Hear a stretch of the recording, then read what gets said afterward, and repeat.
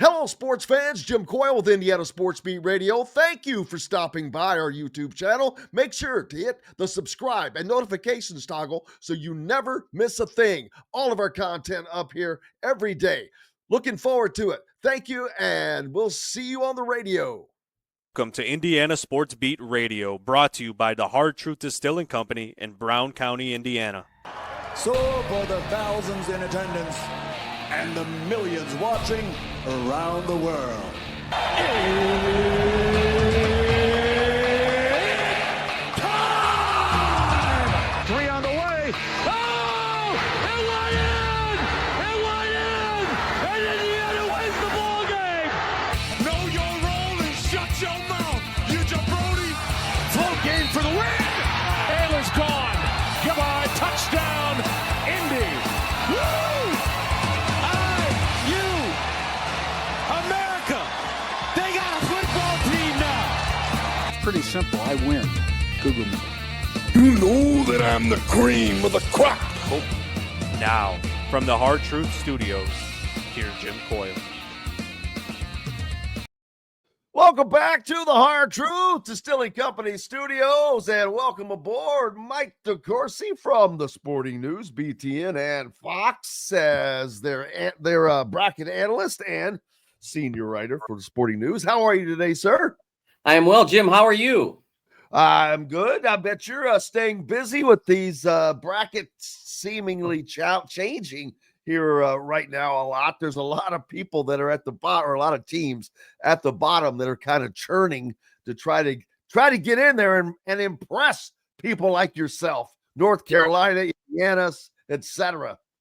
Jim, I think there's more people trying to get out than trying to get in.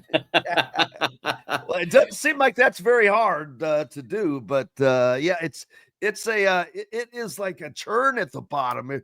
You kick one out and another one comes in, and they get kicked out. It's just a rotation right now. Yeah, it's been interesting because you mentioned North Carolina, and they keep going out and beating poor ACC teams. And I'm a little bit redundant there, but they do still have Duke, so not totally. But this is a dreadful ACC.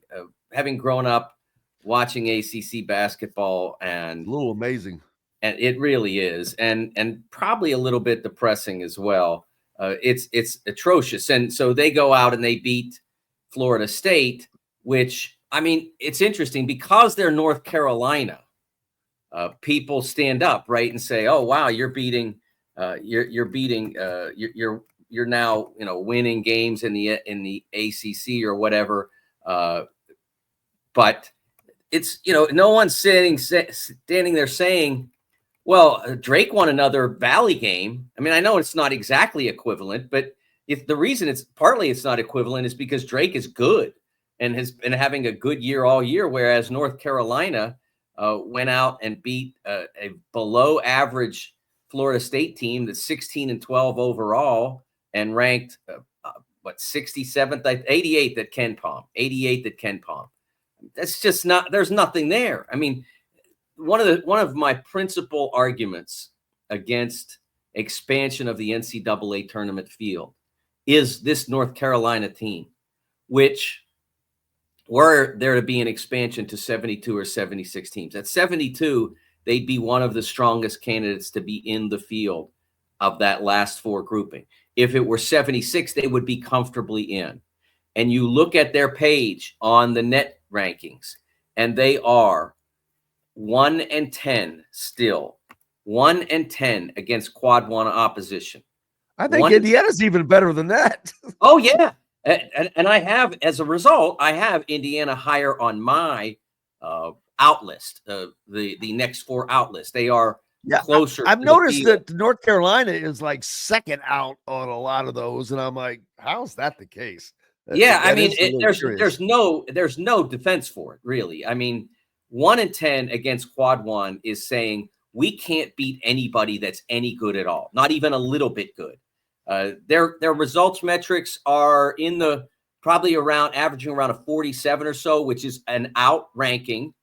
Their predictive metrics are better, but you add the results metrics with the quad one record, and I'm sorry, that is not an NCAA tournament resume. Now, if they go out and beat Duke, and they have them at home in the final day of the regular season, maybe I change my opinion about that if they can pull that off. But the interesting thing about that is in between now and Duke, they play Miami of Florida, which is 189, and Virginia Tech, which is 151, using Ken Palm's rankings, not the net, because it's more convenient schedule-wise. 189 and 151. They just got done running through 129, 105, 101, and 88. They beat all of those teams. None of those teams are anywhere near the field. They have rankings that are the equivalent of a mediocre Valley team, is basically what that is. And then before that, they played Clemson, which was 19 and lost. And they beat Pitt, which was 56, and they won that game by a point. And before that, they played Duke and lost. And before that, they played Pitt. And so anytime they played anyone anywhere near competence, they lose. Just about every time. And that's why you get that record of 1-10 against quad one. They have no business being in this field unless they completely change it, but obviously with the win over Duke, but preferably also following that up with at least some achievement in the ACC tournament. Although it's hard to achieve in a league that's as stacked with poor teams, not mediocre, poor teams as the ACC is. Yeah, there's nothing to gain, really. I guess even when you win, sometimes you win, but you don't win a lot, so to speak. Indiana is a team that does have a couple of opportunities left, and man, they're like a cat with 9 lives. There is no way they're still in this thing, but yet they still are, and they do just enough to keep themselves hanging around.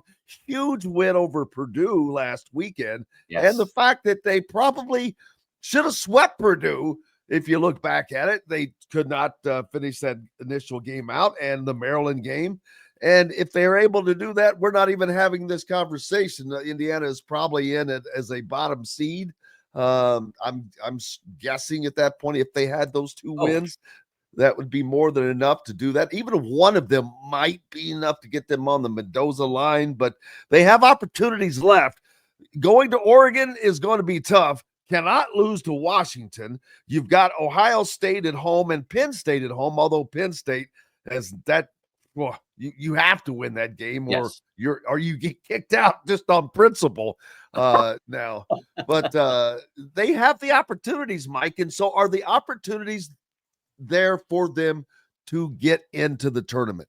Oh, absolutely. They have positioned themselves with those 2 wins to be in the picture. Like you said, you're 100% right. You can't lose Penn State and Washington. You can split Oregon and Ohio State and at least be in the picture. And now remember, I think you can lose at Oregon. I don't think you can lose at home. Well, if you beat Oregon and then lose at home, though, it's kind of, honestly, it would be a better win. So I think you could afford to lose the Ohio State game, although losing to Ohio State is crowding your own fields, creating your own traffic, because Ohio State, if you give them a home win, a road win against you, then that positions Ohio State perhaps in a better circumstance than you would be. So, but I do think that they could afford to split those 2. So a 3-1 finish, that it probably puts you into mock fields like mine. Okay.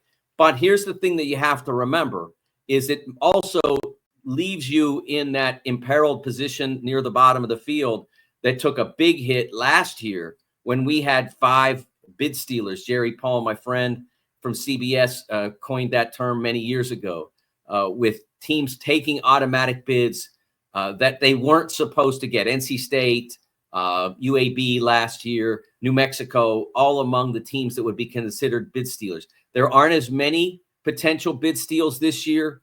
You're looking at certainly Memphis will be in the field. So if they were to not win the American championship, that would be a spot. Drake is a maybe.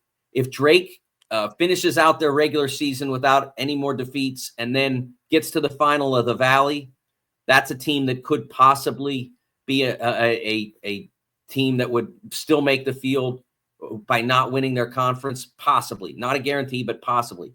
And then it would have to take a significant upset in one of the major conferences. Somebody like somebody like stepping up and winning the ACC that isn't Duke, or somebody that's really good at like Ohio State winning the Big Ten and assuring their spot. So there aren't as many bid steal opportunities. So, but if you're 67 or 68, you're still vulnerable to that. Yeah, and I'm wondering, are there doesn't seem to be a ton of bid stealers this year out there, but you never know until the end of the season because certain tournaments can change that. Yeah, I mean, it would have to be something unusual like NC State did last year in the ACC, where they were clearly out of the field and made a run and won the ACC the ACC tournament, excuse me, and claimed the automatic bid. It would have to be something like that because other than Memphis and possibly Drake, there's nobody that is a lock to get in from the mid-level. If somebody stepped up and won the Mountain West, probably what would happen beyond San Diego State, Utah State, and New Mexico, probably what would end up happening is San Diego State would fall out, more than likely, because they're at the very bottom of the field, and it would probably take them losing to someone they shouldn't lose to get some. I don't know. Let's use San Jose State. My buddy Tim Miles, them winning the Mountain West championship, then maybe San Diego State falls out. So there's not a lot of that out there. I guess maybe a Xavier winning the Big East would be an example of something that would be in reach. Xavier's certainly good enough to do that, and I don't think there's any team in the Big East that would lose a bid in that process. UConn is doing their best to give up their territory, but they're still hanging around the 8-9 line. I don't think they're going to fall too much farther below that. Nebraska, one of the teams that Indiana is competing with from within their own conference, they lost I think I'll call the Molasses in January Bowl last night. That score, I was like, the final score 49-46, and I was watching that game, and I'm like, I did watch that game. I was like, does that say second half? Really? It was just like, what are they doing? But Michigan is grinding like no team in the country. I mean, I think their last 7 wins have come with 5 points or less against virtually everyone. I mean, it's amazing what they're doing in that sense. I mean, it doesn't help their Ken Pom ranking or anything. But at this point, I think it's more, well, of course, they lost the Michigan State game, but they lost that by double digits. But 1, 2, 3, at home, no less. 5, 6, 7. Yes, 8. Their last 8 wins have all been by by 2 possessions or less. 8 wins in a row by 2 possessions or less. That's astounding. But they are really good in crunch time because they have Danny Wolf. I was asked yesterday who I would vote for Big Ten Player of the Year. Would it be John Tonje at Wisconsin? Would it be Danny Wolf? Who would it be? My candidates were Tonje and Wolf. I think there's some terrific players in the league, but those are the 2 that I think are the best candidates. I know that Vlad Golden scores more points than Danny Wolf, but I don't know how you watch them and don't come to the conclusion that Wolf is the best player on that team. The most valuable player, the best prospect. He's a phenomenal player. He might be the best prospect in the Big Ten. Yeah. He just has skills for a 7-footer. This dude can handle the ball. He looks like he's got a little magic in him. With the ball, he's something. And he is going to be an NBA draft pick. And I would not argue with him as the player of the year in the Big Ten. I know that there's maybe some flashier players, but boy, he's going to get it done at the next level, I think. I think he's going to be drafted fairly high as well. And I think he'll do well. I'll be interested to see what he looks like in an NBA game, but that skill, that ability to move, to defend, he's not an elite defender, but he is an elite offensive player. and he can move and become a better defender. He'll be able to guard on the perimeter in those ball screen situations and that sort of thing. Like I said, he needs to learn how to read those situations better in the way that he can read an offense. But he is just a phenomenal player, and what an addition for Michigan, making a run at the Big Ten title. Them and Michigan State right now having a nice little race. I think it might just be the two of them now with what's happened in the last few weeks. Wisconsin taking the home loss to Oregon put them in a difficult position to try to compete. Obviously, Illinois taking too many conference losses. It's a terrific, and of course, Purdue of late losing their losing streak has probably taken them out of the hunt as well. But what a great race it's going to be down these last 2 weeks. Well, not only that, Mike, but this is going to come down to the last game of the Big Ten season, because Michigan and Michigan State play again in East Lansing. How they managed to do that was amazing to me, to play twice in their last 5 games. But the final game of the year for both of them will be against each other, and that's probably going to be to determine the Big Ten title. Like you said, I agree. Maryland with 5 and Wisconsin with 5 losses. 2 losses less or more than Michigan State with only 4 games remaining. I just don't see that changing that much. So I agree with you. But how about Maryland and Wisconsin for just slowly just moving up the ladder in the Big Ten? They put themselves in a great position to where they would have had a shot at the title. But and I'm also surprised that there's only 3 losses right now at the top. I mean, I think that's a heck of a job by Michigan and Michigan State, both because Michigan State showed that they are susceptible by losing to Indiana. Michigan has shown they're susceptible more than once, but they have just been able to hang on and get it done. Yeah, it's really cool. We had a little more than a decade ago, we had some phenomenal conference races in the Big Ten. 2012, as I recall, Michigan State was playing Ohio State, and Michigan needed Ohio State to win in order that I believe that all 3 of them tied for the title.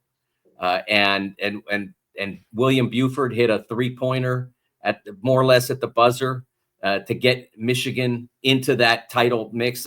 So all 3 of them shared it. So Michigan had to root for Ohio State, and that made them champions. It was a great, phenomenal final day of the regular season. And then I remember as well, of course, the great race we had in 2013 when the Hoosiers earned a #1 seed. Michigan was involved in that. Michigan State was in the picture. I remember going up to East Lansing and Victor Oladipo having a phenomenal game and more or less clinching the Sporting News Player of the Year award with his play in that game. We had some phenomenal races. And so for this one to come down in the first year of the expanded Big Ten to the possibility of those 2 teams playing on the final day, really, really would love to have that game. I hope it happens in a lot of ways. I'm not rooting against anybody else. I don't even know who either team off the top of my head plays in the interim, but it would be really cool to have those 2 teams play for the title, even if they each take a loss. So I'm not rooting for anybody. I just want them to have equivalent records going down to the final day and have that be a winner take all kind of game. That'd be really wild. Yeah, as I look over the Big Ten standings, I've kind of shortened my list. I think only 9 Big Ten teams will get in. And to get that 9th team in, that's going to be either Indiana or Nebraska or Ohio State. I don't see 2 of them. I think they all 3 still can make it without looking at the schedules. Really? I mean, to say all of them getting in, I just think that I think all 3 can make it. Absolutely. You have to understand. There's a couple things you have to understand. One, the bottom of the bracket being as poor as it is, there's a window for all 3 for not all 3 to make it, for 2 of the 3. Did I say all 3? I apologize if I did. I meant all 3 of them still have a chance, but I agree with that. No, they're not going to get 11 teams in the field. That would be highly unusual. Just as I don't believe that the SEC will get 14 teams in, but I firmly believe they'll get 13. and no fewer than 12. But I believe the number that will settle for the SEC will be 13. So no, I don't think. Will that be enough for Greg Sankey? I don't think it will. No, I don't think enough. so either. Never they'll enough. They'll probably have a meeting next week about guaranteed spots to get into the NCAA tournament. Exactly. Hey, he's the one that's been pushing for an expansion of the field that I was lamenting before about North Carolina's candidacy. He's the one that's been pushing for that. And my line about that is, does he need to get 18 out of his 16 teams in the field? That's the best summation I can come up with. Does he need to have 18 out of 16?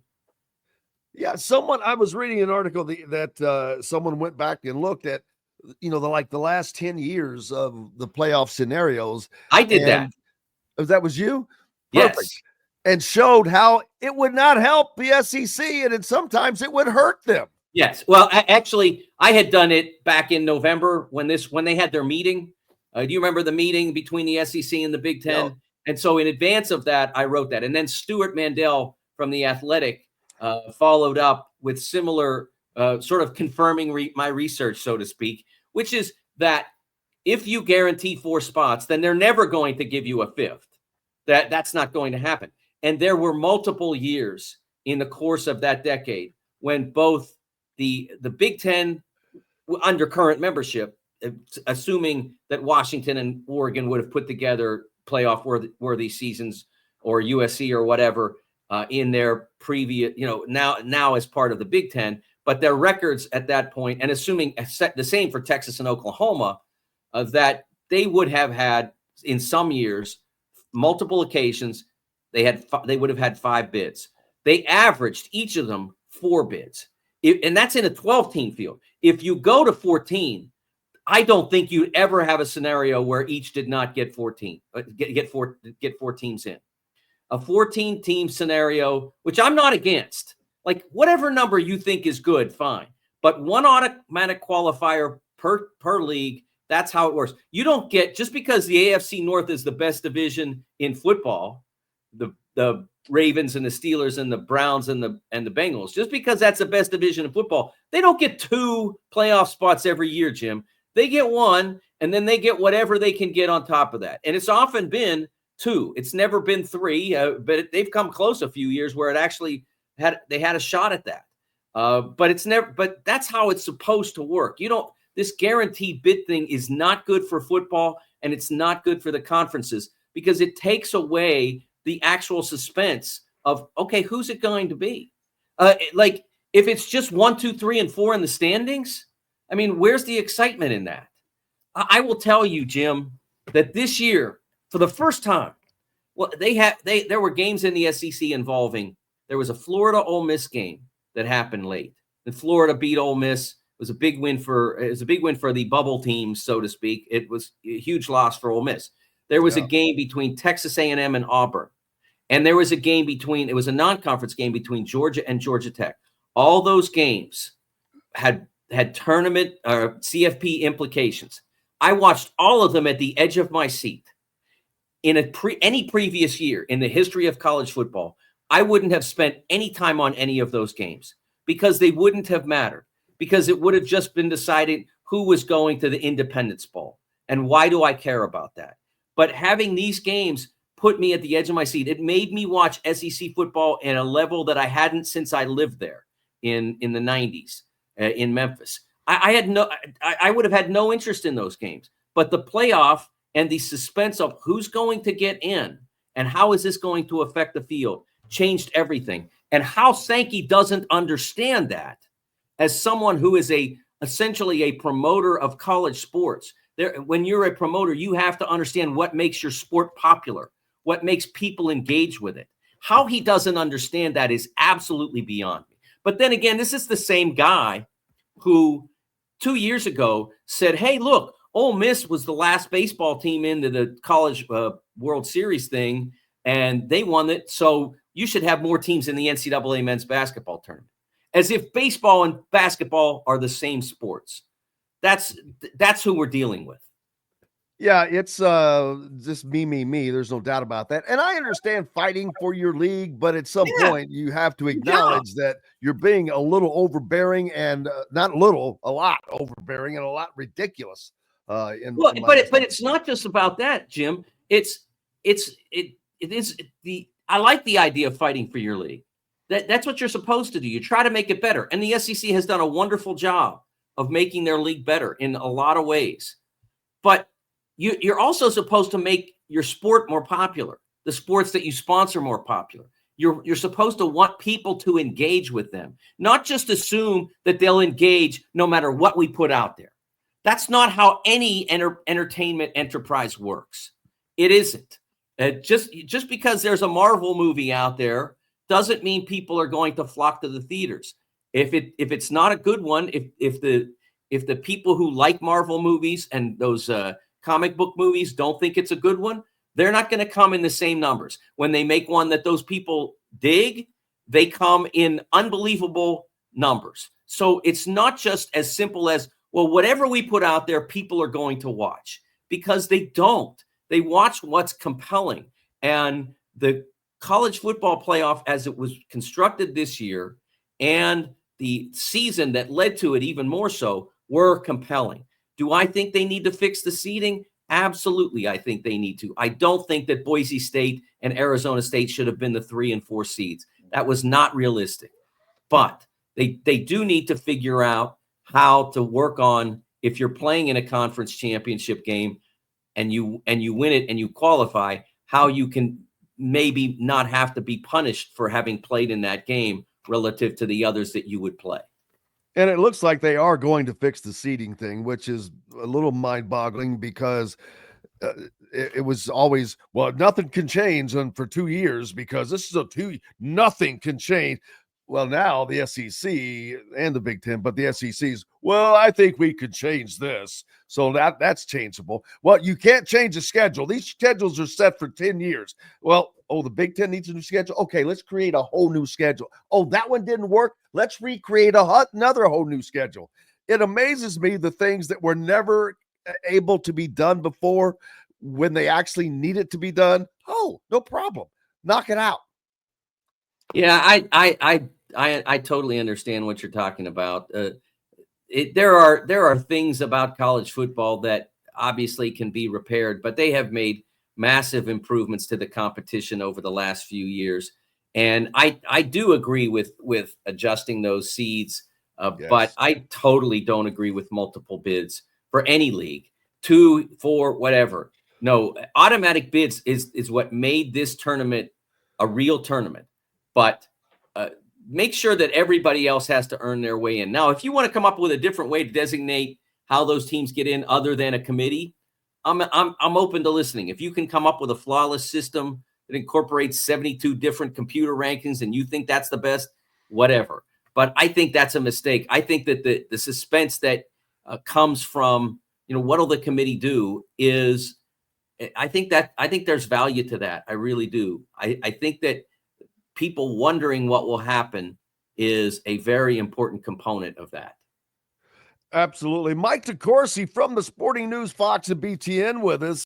Welcome back to the Hard Truth Distilling Company studios on this Tuesday. So glad to have you along with us, and throwing in your comments as well as Mike DeCourcy from the Sporting News Fox and Big Ten with us, and Indiana, while they are trying to maintain a spot find their spot in the NCAA tournament, they are also looking for a new coach along the way, which is a little odd, but it is what it is. And I don't know how much you can actually you can look from afar right now. There's not a lot of talking other than maybe some back channeling to gauge interest. Obviously, Dusty May, Michigan, we knew that they would be wanting to try to lock him up. I didn't know that would happen. I didn't think that would happen that soon. I thought that would go a little bit, but obviously that happened because he had made his decision, in my opinion. He's like, all right, I'm not going to take that other job. I'm going to stay here. And they made I'm sure, a nice, wonderful offer to keep him there. But that at least gets that out of the way, and that allows Indiana to move on to whomever their next targets are. You remember I told you, 2 weeks ago, Jim. Oh, you said Dusty was not leaving. That Dusty would have a contract extension in place before everyone got to Indianapolis. That there was no way that Michigan was going to allow him to come to Indy and have that become the focus. For one, because they wanted to keep him because he's an excellent coach. For two, because they have an excellent team with great possibilities that could have been derailed by that very conversation. I know I've been around this long enough to have seen teams that were undermined by their coach either passively being involved because people are saying, you're going to come, are you going to come to our place, or actively being involved because they wanted to be either involved in the job or involved in the conversation in order to get them new contracts or extensions or whatever they might be looking for. So that was not going to be the case for Michigan. It's too well-run an athletic department for them to allow that to sit out there. I like you, didn't know that it would come that fast. I thought there would be a little bit more time to work through all of that. But credit to Michigan and to Dusty for making the decision as quickly as they did. And so the conversation in Indiana's case points to other things. Let me say this. I saw I think it was a Twitter response to this news on one of the other sites about the fact that they couldn't get Dusty, and one Indiana fan saying, "Well, I guess this means that our job isn't that good." And this is what happens all the time in these conversations, Jim. And it's kind of like this. It's like this apparatus that's built by the media for the media to an extent that, okay, here's who's going to get here's who Indiana is going to go after, and here's who's going to be interested in this. And I'll use Kentucky a year ago. It was very compact because they didn't have as much time as Indiana has. But the initial conversations, this happened on a Sunday night, the night before the title game, before Purdue played UConn. John Calipari announces his impending departure to Arkansas, or it's reported, not announced, but it's reported, and everybody knows he's going. So Kentucky's open. Then the names that others put out there: Scott Drew, Nate Oates, Dan Hurley in particular. And so what happens as a result of that? Well, some guy, look, the agents want that out there because they can use that as leverage to get whatever their coach wants: better facilities, more money, more years of security, whatever. And so what happens is those are put out there, and then their fans expect, well, why can't we get Nate Oates? We're Kentucky. Why can't we get Scott Drew? He's at Baylor. Okay, UConn, they won the title. They're playing Monday night for another, but hey, we're Kentucky. And then they don't get any of those guys. But meanwhile, what happens is, there's the report about Nate Oates being out, and there's the report about Scott Drew being out, and then there's the report about Dan Hurley being out, and all that creates traffic and interest, and none of it was ever likely to happen. It was almost impossible for any of those circumstances to occur. It would have required the administration at one or all of those three schools saying, you know what, if you want to go, go. And like, what were the odds of that? Where does that happen? I mean, it just doesn't happen. I mean, I can tell you schools that are locking up coaches that aren't even that good because they're so afraid that they're going to lose their coach and they're going to be embarrassed by that. So it's not happening with those three guys. So the fact that Indiana isn't going to get Dusty May or Brad Stevens to come says nothing at all about the quality or the possibilities of the Indiana job. What it says is those people already have good jobs. What you have to look for is the people that have good jobs, but not great jobs. I should have said it differently. Those people already have great jobs. Even though it's Baylor and they are not traditionally a power, he won a national championship there. He was going to be a number one seed the year before he won the championship. It's just there was no tournament because of the COVID. So he doesn't won back-to-back titles. Yeah, so he doesn't need to move to have the potential for greatness. And moving is a pain. I can tell you that. I just went through it. So it doesn't say anything about Indiana as a job. What it says is that eventually Indiana is going to have to figure out who's really interested and who really has a good job but not a great job, because Indiana is a great job. It's had a rough run. I'm not going to pretend it's not. It's been 25 years of some high points, but it's not been what Indiana would expect or what would be expected of Indiana. But if you get the hire right and don't worry about big names, if you get the hire right, somebody who can come in and realize the potential of Indiana basketball, because that's what they've done at their other stops. And I mentioned in my article, Grant McCaslin at Texas Tech, who squeezed I was watching last night, Texas Tech, and who were they playing? I forget. Houston. Yes, I was watching that game and thinking, well, there's a possibility right there. Yeah, I mean, I think TJ Otzelberger would be a absolutely grand slam choice if the buyout thing doesn't get in the way. But I certainly think it's worth figuring out, A, how much early is it? And B, if we're willing to pay Archie Miller $10 million to go away, maybe it's worth it. I mean, it's not my money. I don't have the money, but maybe it is, because I'm telling you, he's here. He's at Indiana. He wins. I guarantee it. There's no doubt in my mind. He wins, and he wins big. Does he win a championship? I don't know, because I haven't seen him in that circumstance. You never know for sure until that coach gets in that circumstance, but he'll be in that circumstance if he gets to Indiana. Winning championships are hard. I don't care who you are, where you are. Yes. It's just difficult. All right, perfect. How many national titles has Kentucky won in the last 30 years now, or close to it? One? Three. Three. They've won three. Three different coaches won. They won 96, 98, and 2012. Their last span, they went a long time. Calipari won one. What is early on? 2012, his third year. Yeah, and they had as much talent, more talent than anybody in the country, year in, year out.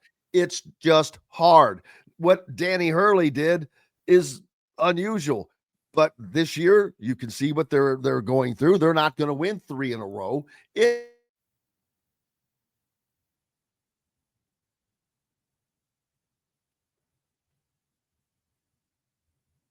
Like the teams have changed, the rosters are different. So the fact that he was able to do that back to back in this era, I think is beyond impressive.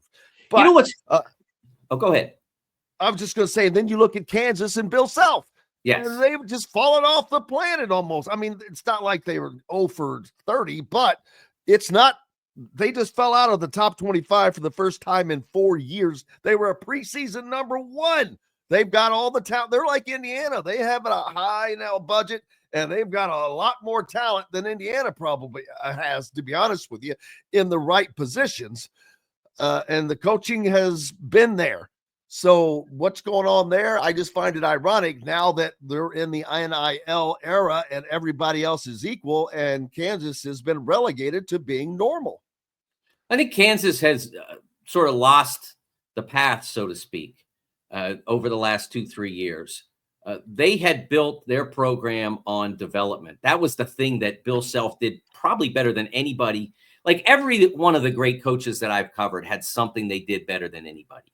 Like with Mike Krzyzewski, it was communication on the floor. His teams are more connected, work more connected than anybody else. With Jim Calhoun, it was scouting. He saw guys. Like he could see Shabazz Napier and see, okay, 85th player in his class, something like that. No, he's going to be an All-American when I'm done with him. That's what he was great at. And John Calipari was great at getting great players to combine to be the best team that they could be and to give up of their own individual concerns so that they could be a great team. And everybody has their strength. And what Bill did better than anybody was develop. He took Frank Mason from a guy who was barely recruited. He was unrecruited at the high major level and lightly recruited at the mid major level, and turned him into a National Player of the Year. I mean, that doesn't happen. Devontae Graham had signed at App State, I think it was, one of the state schools in North Carolina. I'm pretty sure it was App State. And at the last minute decides he doesn't want to go to App State. I think he took a prep school year. Then he shows up at Kansas and he becomes a first-team All-American. And then this last championship team had multiple players who fit that description. And there aren't any of those guys on this team. There's KJ Adams, who's been a regular since he began and is a wonderful young man and a team first guy, but a limited player. And at that point, he also, I think, is a little banged up. And then DeJuan Harris, their point guard, who was great with terrific players around him, but can't really find the way to elevate. He's not talented enough. He's not really improved his belief in his own game enough over the course of 4 or 5 years.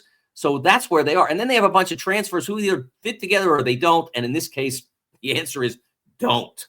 So that's where Indiana fans are accustomed to that. Yeah. So I think that you need to do what works for you. And I saw something yesterday where Rick Pitino said that you can't win a championship with high school guys now. You have to go into the portal. Well, the last 2 champions were built on high school guys. Liam McNeely, Derek Queen. I mean, some of the best players in the Big Ten are freshmen. So Ace Bailey, Dylan Harper. There's a lot of guys out there, but I understand what he's saying.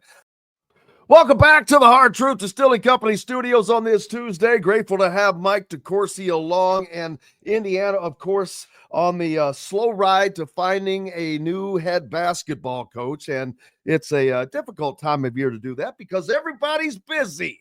Everybody's working and under contract.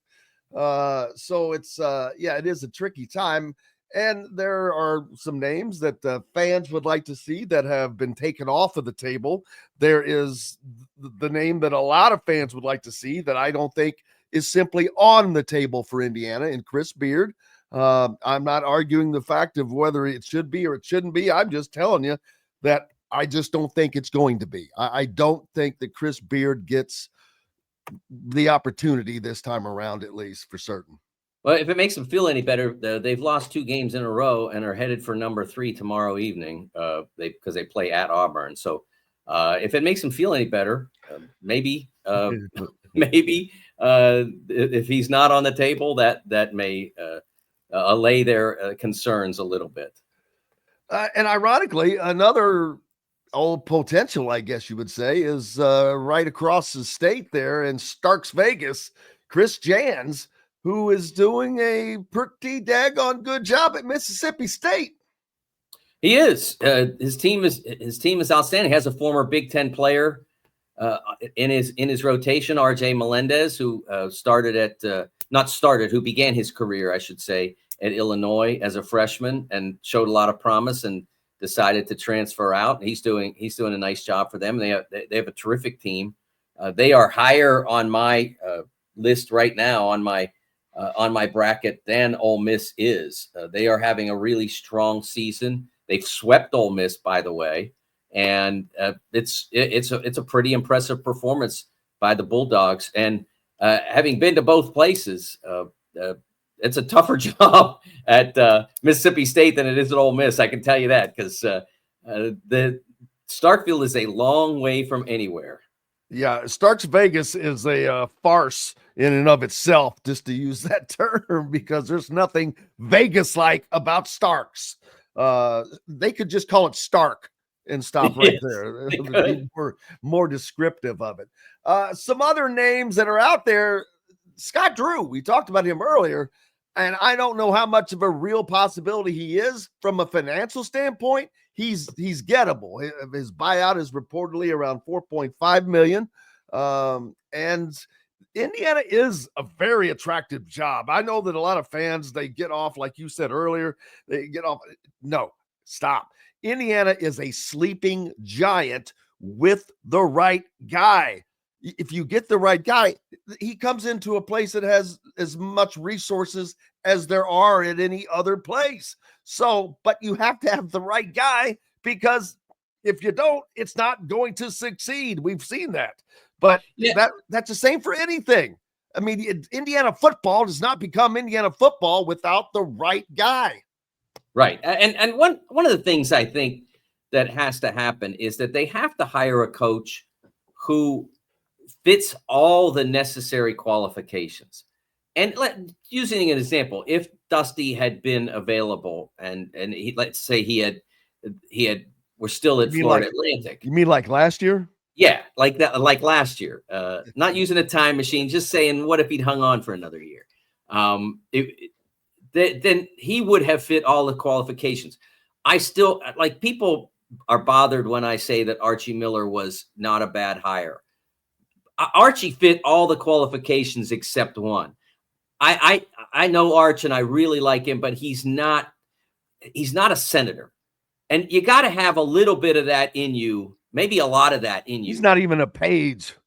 He just isn't as comfortable with that aspect of it. That public connection, the ability to take all that attention on it. Places like Kentucky, Kansas, and Indiana and Carolina, you have to be good at that. It has to be part of who you are. And you don't have to necessarily be John Calipari in that department, because John Calipari and Mark Pope are both excelling in that element of the job in completely different ways. With Mark, it's much more a personal touch.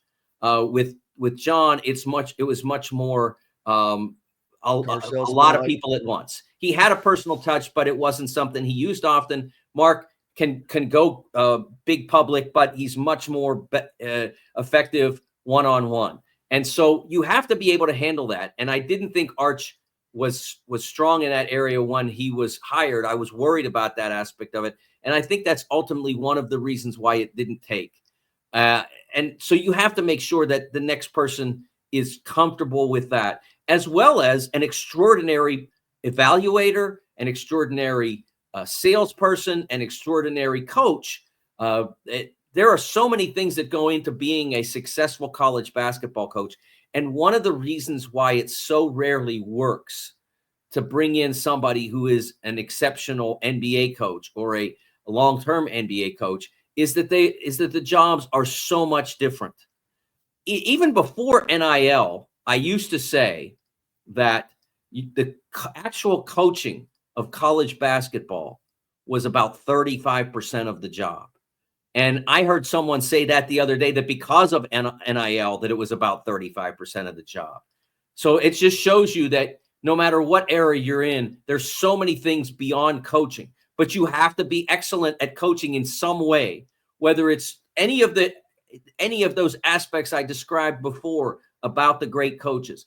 They're not all great at everything, but they are all great at something that can make a team great.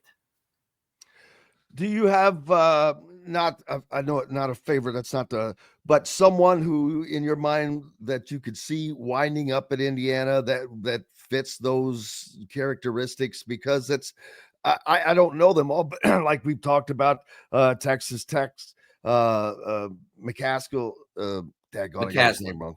McCaslin. I don't know that. I don't think TJ Osberger is an option, just because I think he's entrenched where he is and happy. And it's about, this hire is about timing a lot, much timing. You look at the deal with Dusty May, timing. That timing was last year, was not this year. Right. But who's someone that you see as maybe an option or two of really a legit? I mean, the entrenched thing doesn't bother me, because look, he's entrenched with a ceiling, Jim. It's simple as that. I mean, there is a ceiling there. To this point, they've reached Sweet 16s. Could I see this team making a Final Four? Yes, I do think so. I don't think they can win a championship at Iowa State. It's never been done. And it's not likely that anything has changed about the circumstance. Iowa State's a terrific program, but let's be honest, it's still at best 1A in terms of popularity, in terms of public appeal in the state of Iowa. Like, if the Hawkeyes are at their best, the players in Iowa still wanted to go there. That's a long-standing history. The Iowa State family, of course, the Hoibergs of the world are going to be oriented toward Iowa State. But if you just get a random kid in Des Moines who's a great player, let's use Caitlin Clark as an example. That player is going to be at least slightly more oriented to Iowa. So I do think that there is a reality of a ceiling there. And does he maybe at some point think, hey, that's one thing I can do and I can be happy there? I don't know whether that's the case or not, but I do think that it's a door. You talk about all these other doors that people want you to open. That's one you should open before any of the others, because it might be more realistic, and it would be just as rewarding. If that's not possible, I do believe McCaslin is a possibility. I know that I got a lot of pushback from fans saying he's entrenched in Texas. Yeah, we thought that. We think that about everything until they move. The reality is, if they perceive a better opportunity and a better opportunity for them to succeed or to make more money or whatever it is that motivates them, then they will move. And I think that there is a definite ceiling at Texas Tech. That without a doubt, that although you can do a great job there, and Chris Beard had that one run, the ceiling is there. That is not there at Indiana. You're the fifth most popular team in your state. Certainly, the Texas and Texas A&M are bigger than you. So at the very best, you're third. And then Houston has done some great things. They're not as popular as Texas Tech, but they have had more athletic success in basketball. So again, these are the differences in those particular jobs that make Indiana better. And you need to have a better job, not just a better job for that person to get them to move. You say it about Scott Drew. Well, he's an Indiana guy, but he doesn't have that much connection to IU basketball. His father was the coach at Valparaiso. His brother was the star player at Valparaiso.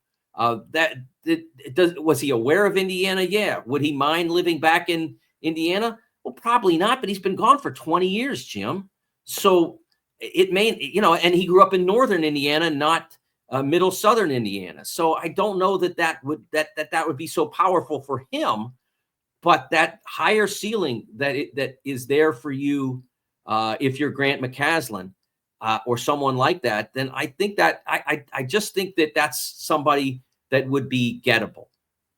I agree. Last thing is, I've seen a lot of people say something like this, that they think that the IU job is already secretly locked up under the table. And I'm like, people, these guys are working right now. They're under contract. They would have to have permission of the schools to get into that deep of conversations. So I say that no, absolutely not. It's not even close. They may have 5 guys earmarked that they want to really focus on, but nothing is locked up in my opinion. I mean, let's just use McCaslin as an example. This is a fanciful example, so just go with me.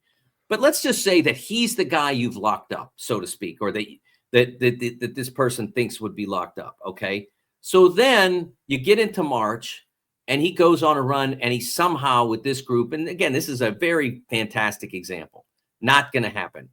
And he wins the national championship. So wait, you were locked up to us. You said you were coming. Yeah, but I just won the national championship. You think I'm leaving that? I just made the Final Four. You think I'm leaving that?